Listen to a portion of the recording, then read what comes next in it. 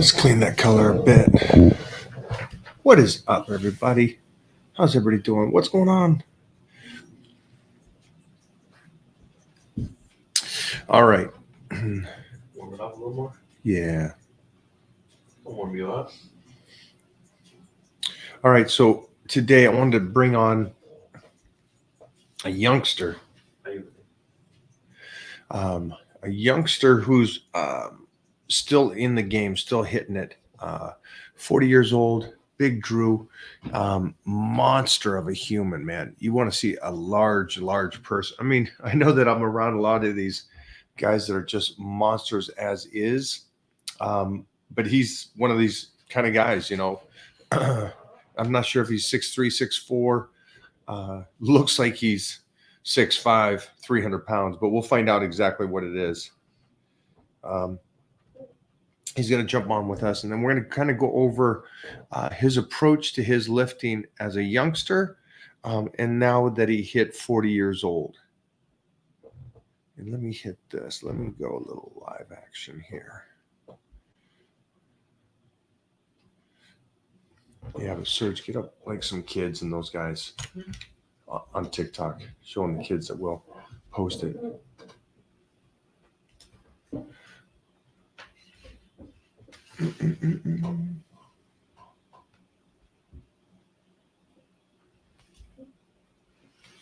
We can always do a cover. So, what are your thoughts on Metzer's HIIT workout? Wow, hit that, because he said HIIT workout. Mm-hmm. That's so odd. Because I'm assuming he means HIIT like you know, very fast, getting through the workout. Which that's completely not what he did. He took as much time between sets and between warm-ups to get the most optimal set. So just so you know, you don't need to put HIIT workout, because there's no such thing as Mike Metzer's HIIT workout. What he did, yeah, he would, and this is what I actually not even just talked to him about, but what I saw him doing. Remember, he was there at Gold's while I was there, and so I got to watch him do it, talk to him about it. Yeah, so you know, the guys would warm up. I love it. I love his philosophy and what he did. It didn't work for me because I loved lifting too much to where it wouldn't have been enough time in the gym or during the week for me to do that. And Jeff, today, just kind of keep it going as we were talking about. And so, yeah, that's the one thing I loved the approach. But I just love training. I don't know about you guys.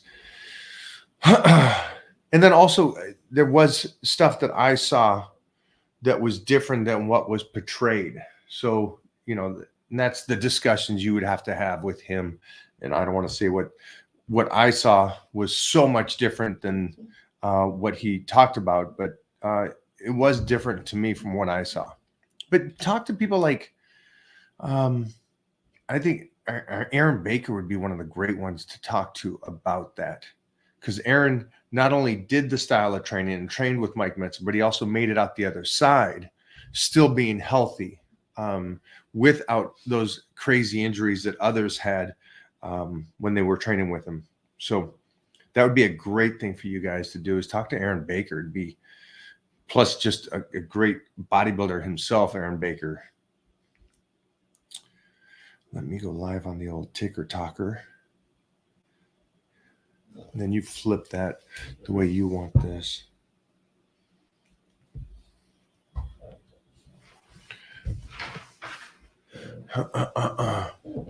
We're good on the microphone. Who is the best bodybuilder in your opinion? Arnold Schwarzenegger was the best bodybuilder in my opinion. Someone that could win on stage and then also take that and use it in life. Here's a funny thing. Let me try to settle this down for you guys. Life isn't the one dimension.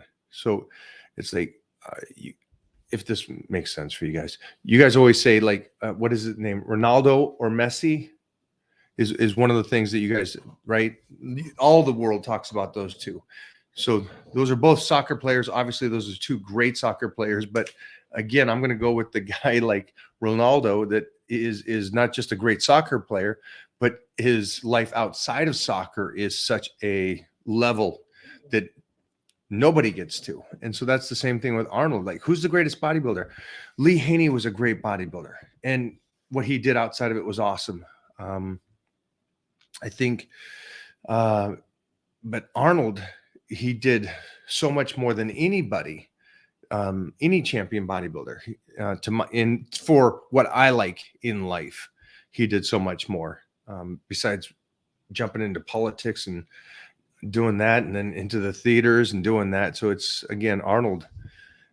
I would rather the guy that does one thing really, really well, but then also can translate it to outside that one sport.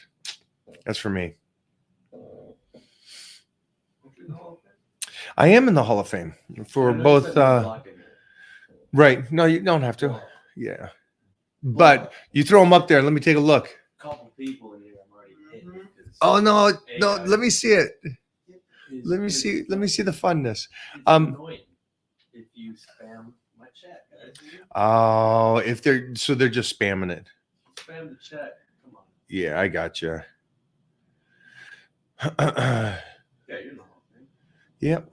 Hall of Fame for bodybuilding was 2011. For martial arts was 2014. Thanks for the shirt. Absolute. Mike, I just turned 50 last month. What supplements should I use to maintain the same muscle? And my 14-year-old son says hi. First off, that's great, man, that your son knows and is possibly hitting the weights. You must be a proud father if he is. I know that would be great. Supplements, it goes back to the glutamine, the amino acids, like I do in my drink every day. Continuous to use those. And then just find out what else is retaining that muscle and keeping you full. I love creatine. And then the main thing is that food really comes to the food that fine tunes that engine that you have of a 50-year-old body. So really stay on to that and make sure that one thing that I see is that 50-year-olds run away from food. They eat less and less. I would make sure to try to keep that calorie in a good surplus so you're retaining muscle and staying strong.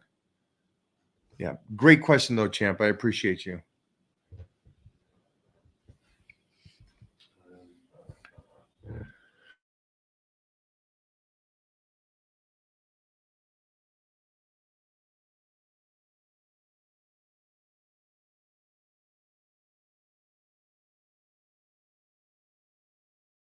O'clock our time. My bad. That was my.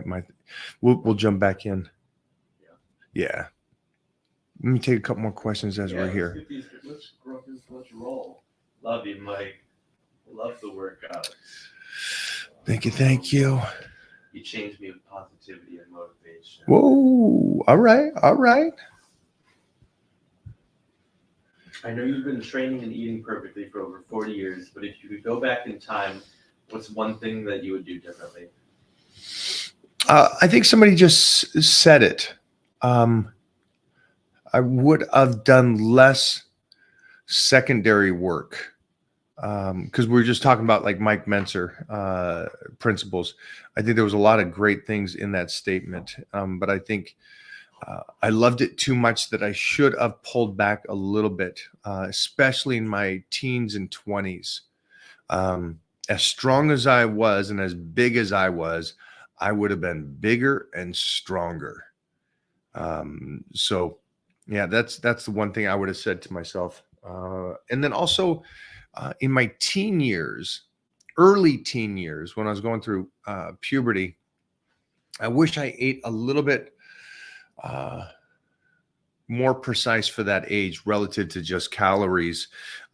Even though the calories were protein, carbs and stuff, I wish I would have been a little bit more precise like I am at this stage of the game, and really watch what I could have done with going through puberty as already growing that 100 pounds during that year and a half.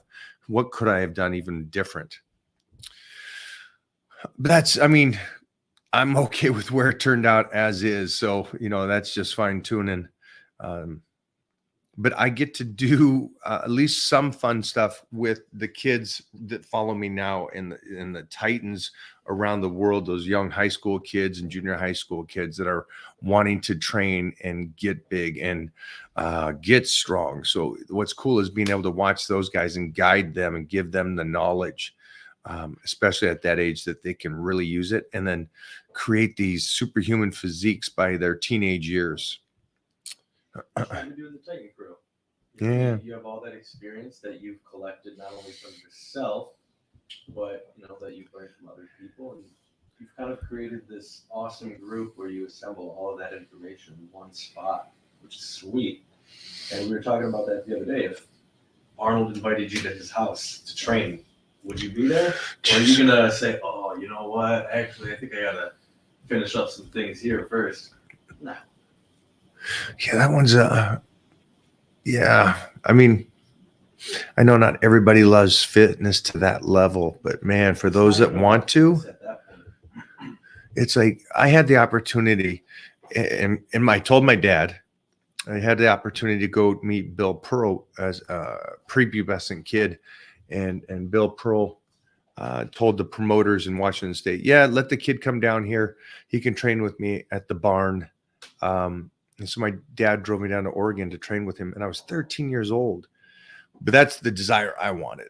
And then, I met everybody from Bob Paris to Barry DeMay to Lee Haney to all these guys because they came to do guest appearances. Now, the comprehension of today's world and social media is that these kids can go out and join the Arnold Schwarzenegger fan crew and listen to his point of view on lifting, or Tom Plaz, or these guys that are still around that have such incredible knowledge. Like I said earlier, Aaron Baker, Tony Pearson. So it's if you want to really understand health and fitness, go watch some of these guys, go listen to these guys, take the action to be in there and really listen to them for a long period of time.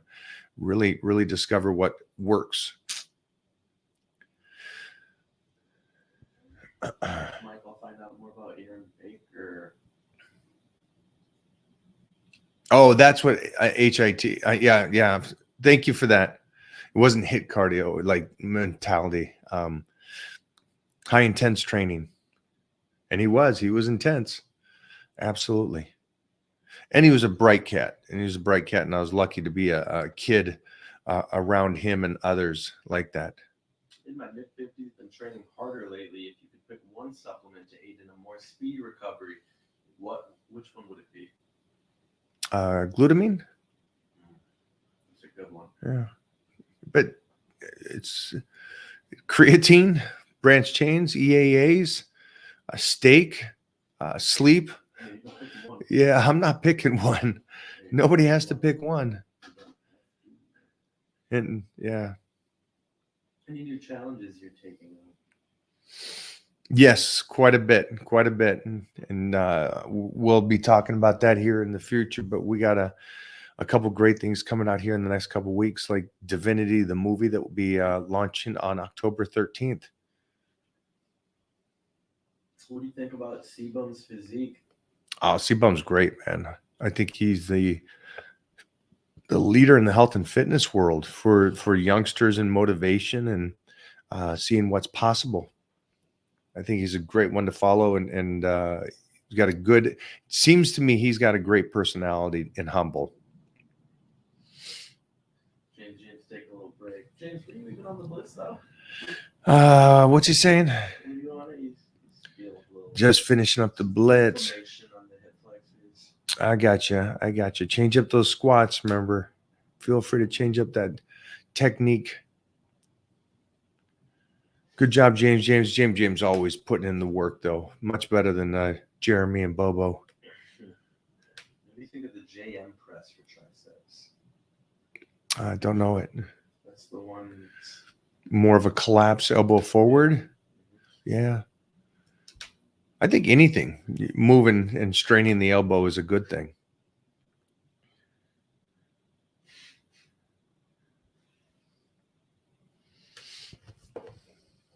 Cold showers after workouts. Serge loves a cold shower. Absolutely not. Also, just go back to that one for a second because nobody says to do cold showers after workouts. Everyone says that. Nobody. Yeah, nobody says that. Go listen to the guys that talk about cold plunges and stuff. They want the inflammation after the workout. That's signaling to the body to start the recovery. They don't want to bypass that.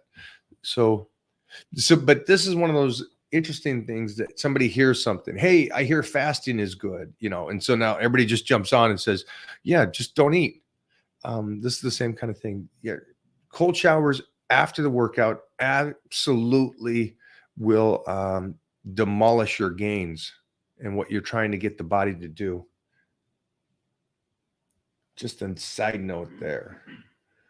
But if you want to go fasting, go on over to Steve Orozco. He talks about fasting a lot. I have a job which involves a lot of walking and heavy loads. How can I increase my weight and build mass? Add calories. Eat. Yeah. You already know your maintenance, right? You already did that. You know that your job is that way. And so you set yourself up realizing where is your maintenance calorie intake and then just raise it. You know what your job is doing. Yeah. So that's just part of life. That's normal. It's as simple as that. It's your normal. You just hit that meal plan. Yeah.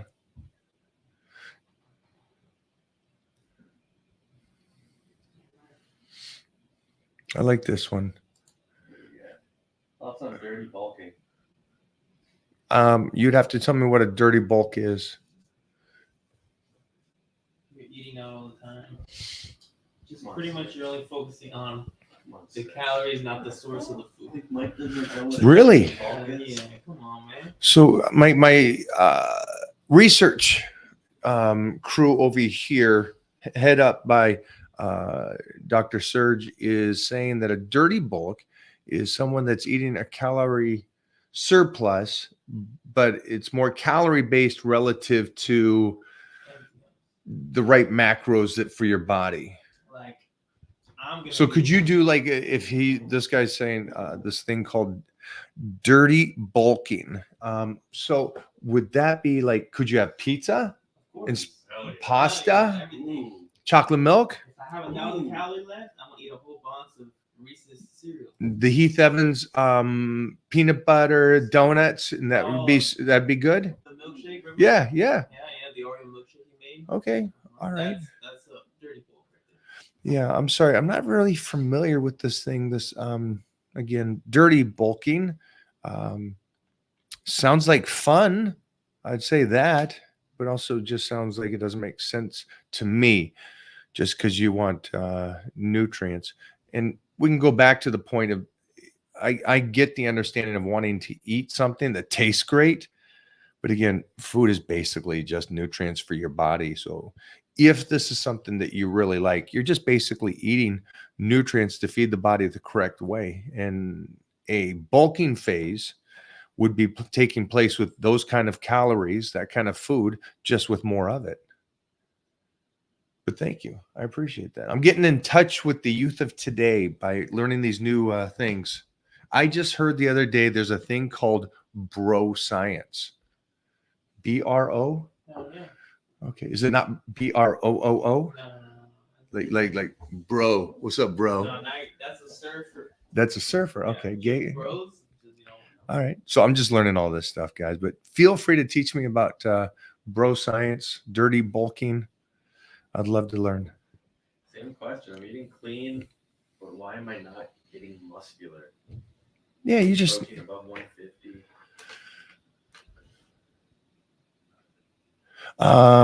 you're eating clean. Well, I mean, you're in a surplus, so you're already finding out where you're gaining your muscle, right?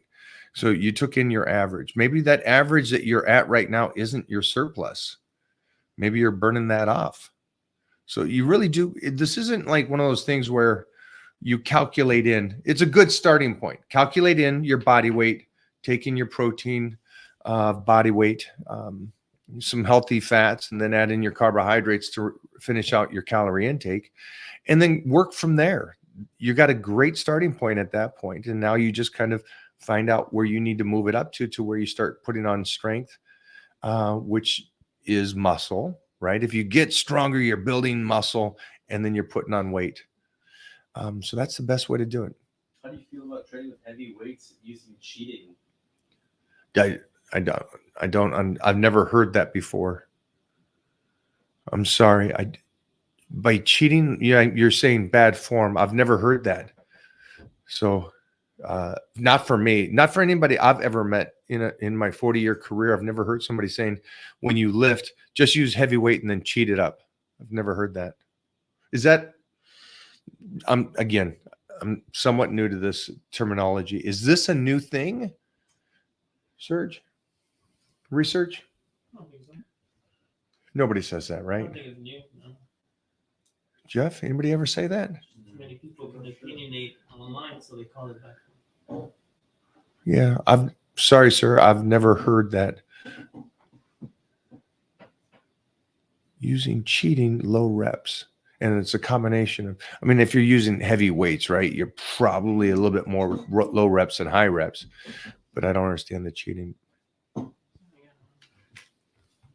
If you guys have ever heard this, let me know. Next, sir. When you say less secondary work, does that mean doing less accessories and putting more effort into the compound lifts?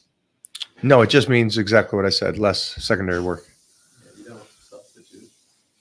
Because what you just said is you're saying do the same amount of work, just stay more focused on the compound. And that's not what I'm saying. Or what you're saying is when you're doing both, do you sandbag on the compounds to leave room for the accessories? No. Yeah, absolutely not. Just less secondaries. You're hitting, and this goes back to just the point. You're hitting a lot of things when you do the compound movement, right? So secondary is just that, just finishing out, just a couple hits here and there, doing leg curls, leg extensions, after your squats and getting out of the gym.